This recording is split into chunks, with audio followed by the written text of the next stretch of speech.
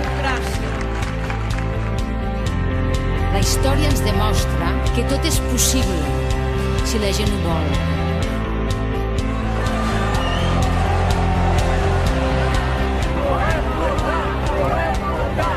No hem de tenir por de res, perquè el poble de Catalunya és sobirà i si anem tots a votar, ningú ens ho podrà privar.